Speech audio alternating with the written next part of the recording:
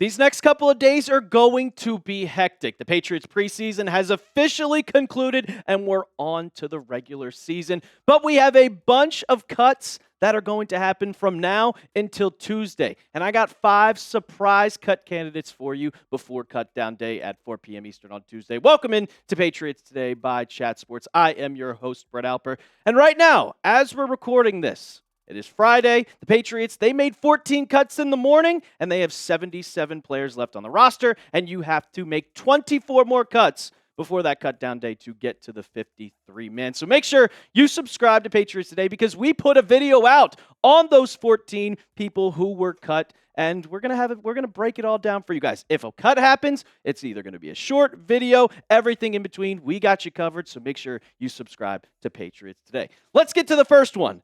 And he is flatline on the bubble, and it's Javon Baker. And there has been every single week, oh, he could make the roster. Oh, he's going to be a cut candidate. Oh, he's going to make the roster.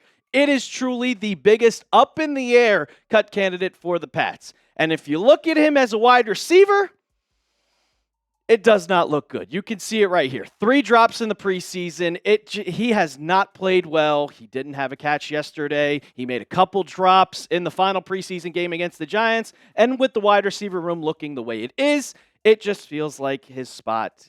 It doesn't look like he could make this roster. You have Stephon Diggs, Demario Douglas, Kayshon Boutte. Kendrick Bourne could be placed on IR. We already saw Jalen Polk get placed on IR as he's going to miss the entire season. Efton Chisholm has pretty much locked up his spot. You have Mac Hollins there. But when it comes to Javon Baker, he might make this team solely off of what he has done on special teams. With Marcellus Dial tearing his ACL and being out for the year, he stepped into that second gunner spot on punt return, on kick return, and he has thrived. It feels like every single time you see him on punt return, he is going and being that first guy making the tackle, making a bunch of tackles.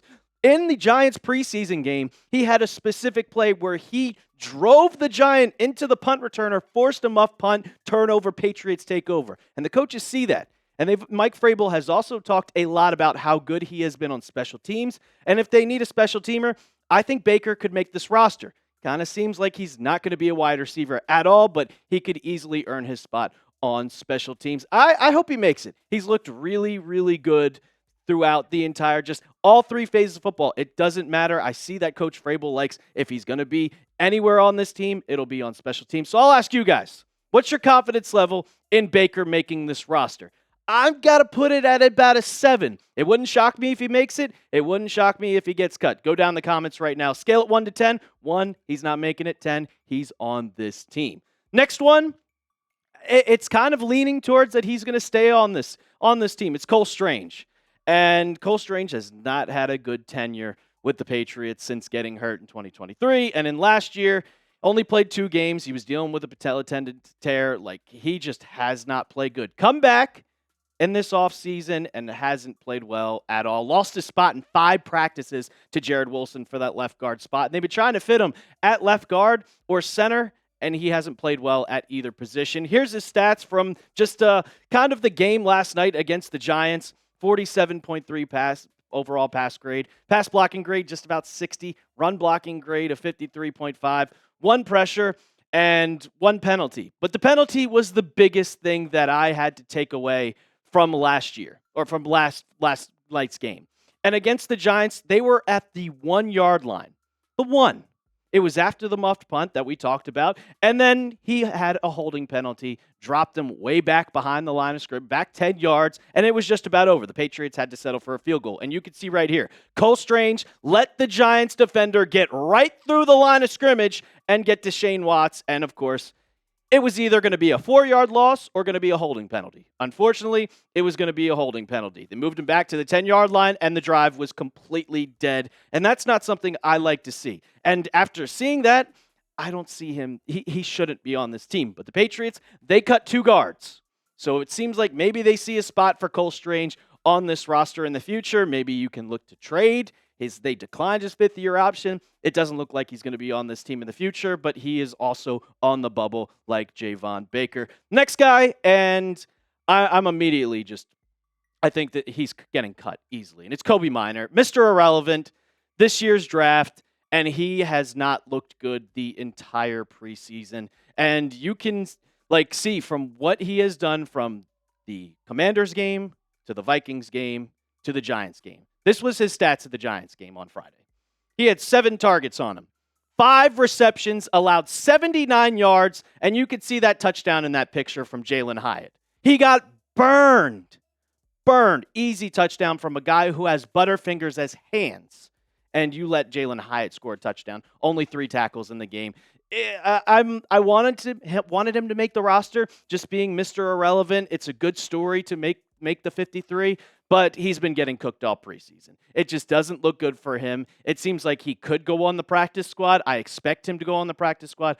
I don't expect him to be with the likes of Marcus Jones, Christian Gonzalez, and Carlton Davis once we get to the regular season. He does not need to be on the field with starter-capable talent.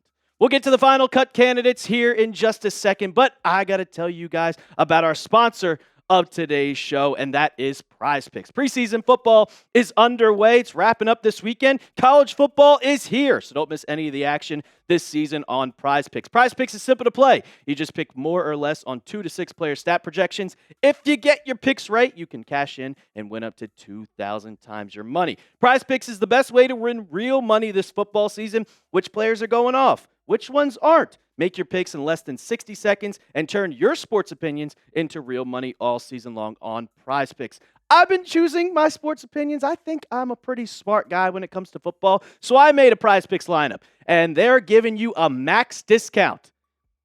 Just have 1 yard for Dak Prescott week 1, and then season-long player projections. Drake May, more, 19.5 passing yards. Stephon Diggs, more, 735.5 receiving yards. You can put your sports opinions to the test just like I do when you download the Prize Picks app today and use code CLNS to get $50 in lineups after you play your first $5 lineup. That's code CLNS to get $50 in lineups after you play your first $5 lineup. The link for Prize Picks will be in the comments and description of today's video. Prize Picks, run your game.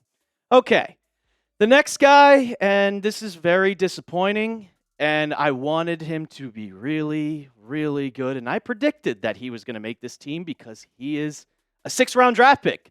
But it seems like the Patriots wasted a 6th-round draft pick, and it's Andy Borregales, the kicker out of the University of Miami. And yesterday, or Friday's game, was his last opportunity. He's in a kicker battle right now with John Parker Romo.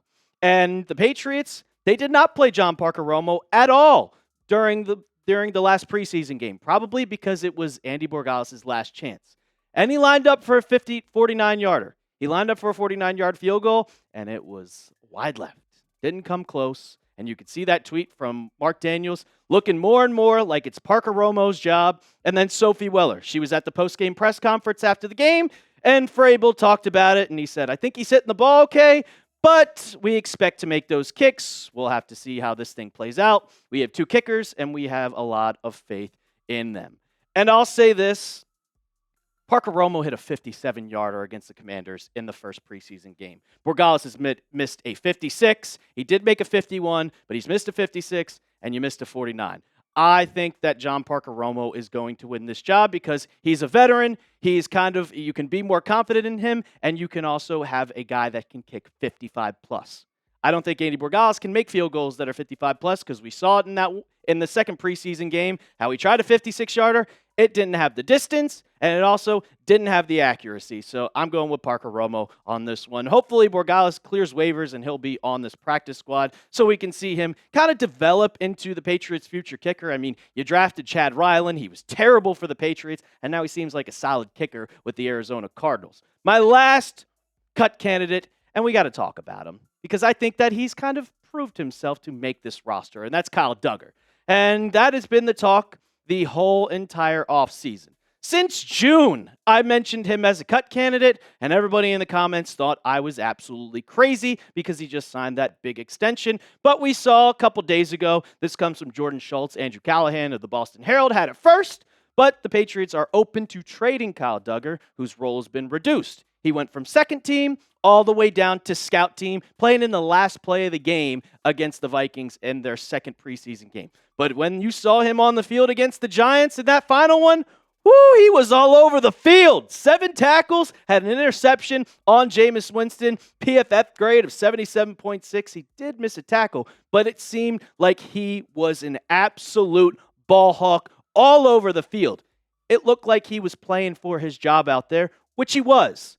And then all the coaching staff, they complimented him. He said, yeah, he looks better on film. But was that enough to save his roster spot? They played Jabril Peppers in the final preseason game, and he was one of the only starters playing. And then they asked the coaches, they asked Vrabel after the game, why'd you do it? He was like, well, I kind of wanted to see how he would be, how Craig Woodson would be playing with a starter, because that's probably going to be your 2 starting safeties going into week 1 against the Las Vegas Raiders. So was that enough for Kyle Duggar to save his spot? I think it should be. He's earned it. He's got that contract. You do not want to eat up $14 million in cap space, but if someone calls him up and says, hey, we'll give you a 5th or a 6th for Duggar in a trade, why not do it? I don't think you can cut him. I don't think you can cut him. No. I want him to stay on this team or trade him. Don't eat up that cap space. I'll ask you before we get on out of here. Does Kyle Duggar make the team? Predict it for me down in the comments section. Yes or no? I am going with a yes. That's going to do it for today's edition of Patriots Today by Chat Sports. When the Patriots make some cuts, because they will happen, they got to make 24 more to get down to that 53-man spot. We got you covered, so make sure you sub right now. And as always, let's go Pats.